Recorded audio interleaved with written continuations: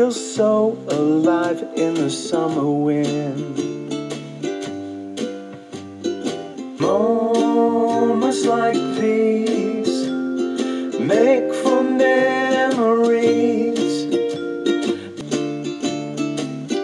Kiss of the summer wind.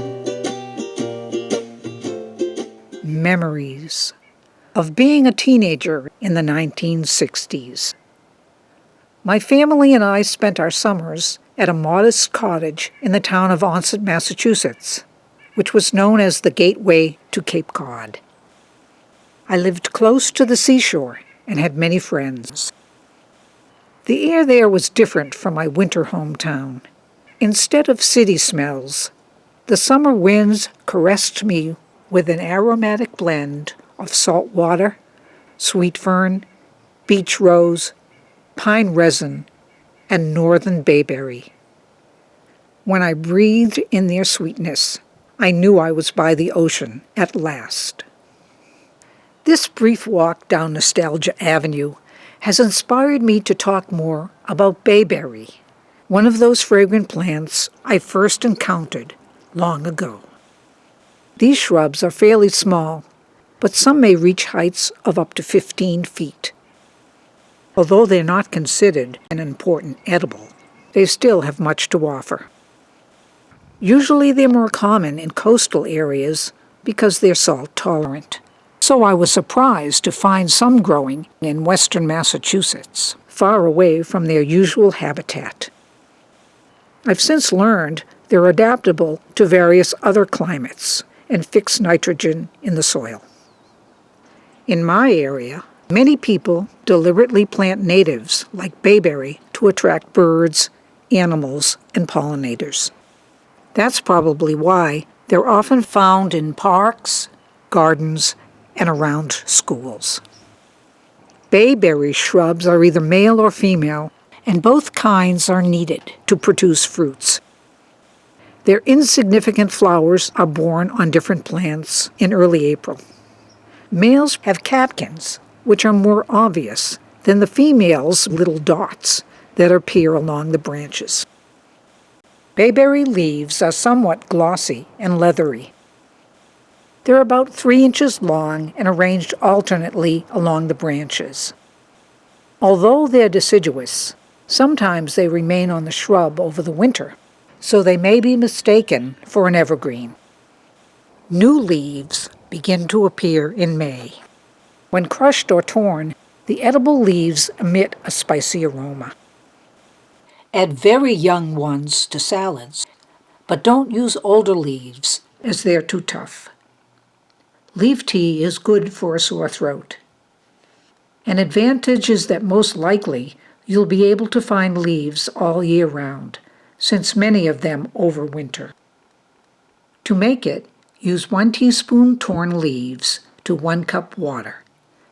Simmer for 15 minutes, cover, and let steep 15 minutes more, then remove the spent leaves. When I made this in the winter, it was pale yellow and tasteless. Perhaps in spring, when leaves are young and less brittle, the flavor will be stronger. If you've ever used Mediterranean bay leaves as a seasoning, our local bayberry leaves are available as a replacement for those bought at the store. Even though these two plants aren't related, they both have a similar scent. Most frequently, they're used as a seasoning in soups. Add a few more bayberry leaves to the broth, since their flavor may not be as potent as those of bay laurel. Always remove leaves before serving the soup. Use leaves fresh, frozen, or dried. I hang them in a cool, dark place to dry. Put them in jars that hold dry goods to repel insects.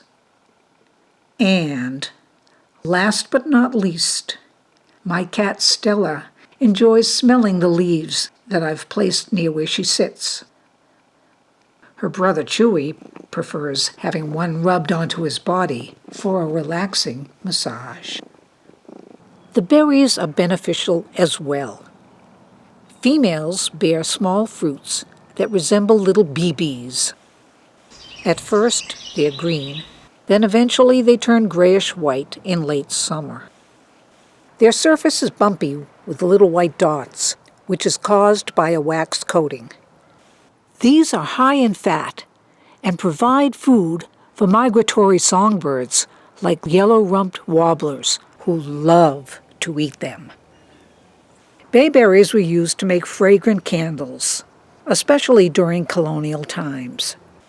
Perhaps one reason they became important to the Americans was the belief that if these candles burned down completely, they'd bring good health and wealth to the house.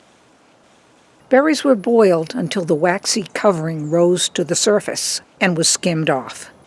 This was a chore, since it took 4 pounds or more to make 1 pound of wax. That's probably why they were burned on special occasions, such as Christmas and New Year's. So it's no wonder colonists eventually looked for other light sources.